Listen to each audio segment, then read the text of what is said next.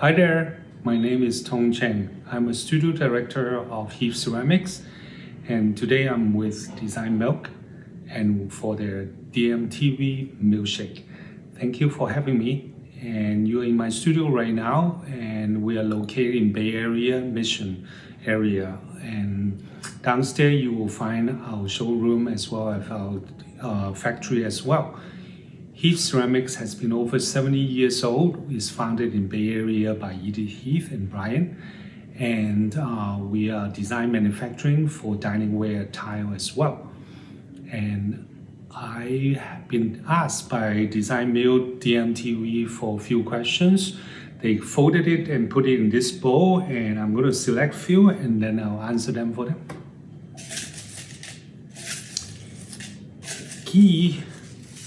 The first question is, what is the central question for Design Series 9? Okay, for people that do not know what is Design Series at Heath Ceramics, Design Series started around 9 years ago. Each year, I put themes around a subject, and eventually we spent a whole year to develop ideas based on these themes. And for example, the Design Series 1 is about candle holders. By the end of the years, instead of making few designs, I make over hundreds of designs. And the whole purpose of Design Series is that is for internal. We would like to know, with a company that is over 70 years old, what does that mean to us as we grow as a design firm.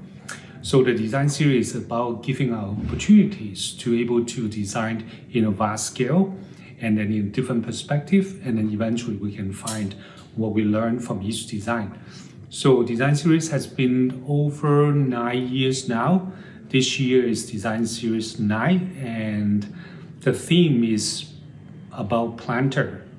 And we're going to launch it in a few months, roughly sometimes in March this year, and you will see around 60 designs from it. And the theme is about planter, but there's a central idea that is really interesting to me, is that when I first look for the inspiration, which is the plants around me, I start shopping around different nursery, from botanic gardens locally.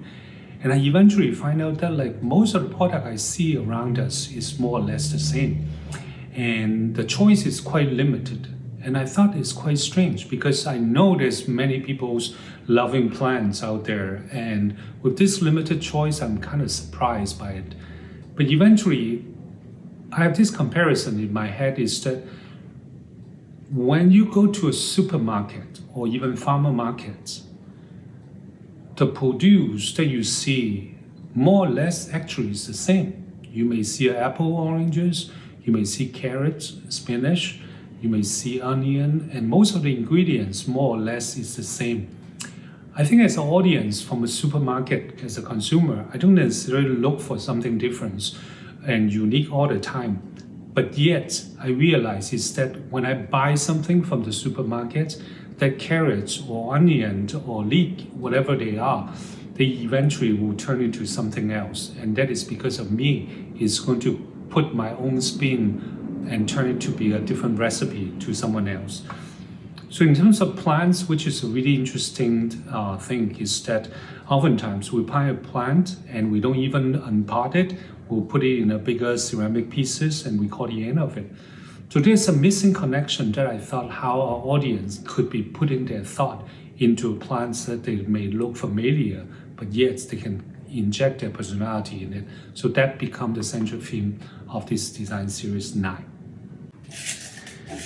Okay, let's see if we can answer another questions here.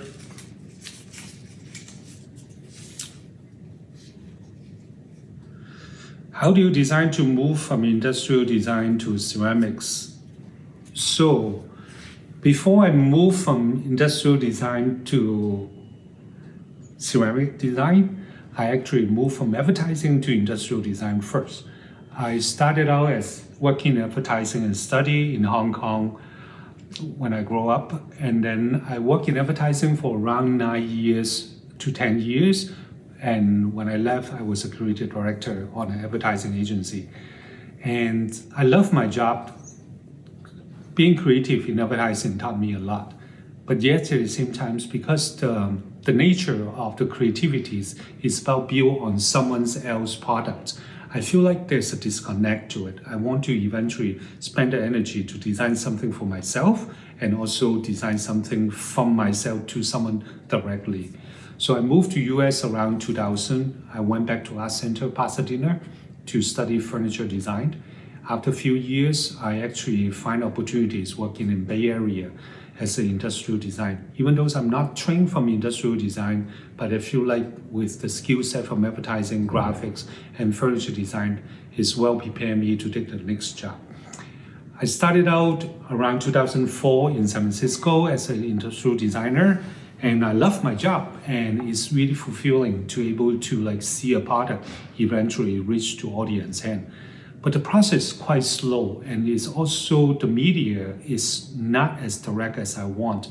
We're still sitting in front of a computer all the time, generating models, sending the ideas to prototype company to produce the prototype, working with manufacturing. So I think I want something even more immediate between design and designer. So I eventually learned that there's a clay studio around me where I live, and then I started taking classes from there, and since the day one, I eventually fall in love with it right away. And I thought there's nothing so pure that from sitting in front of a wheel in few days after trimming, glazing, then you have a final piece in your hand that is really a satisfaction process. So I've been stuck with that at the night times while daytime as an industrial designer. Around 9 years ago, I find these opportunities working with Heath, and then eventually I bring all my skill set into one place, and now I focus more on ceramic. And maybe we'll try one last question, and then we'll call the end of this section. Given that ceramics is an age-old discipline, where do you find room for innovation? It's a good question. I think the age-old discipline and innovation, sometimes we put it on two different parts of the spectrum, but yet at the same time, they both has their value. So while I'm looking for innovation in an age-old technique, I'm also looking at able to preserve our old craft that just 1,000 years ago when the people making this clay and using a similar method. I love clays is so simple.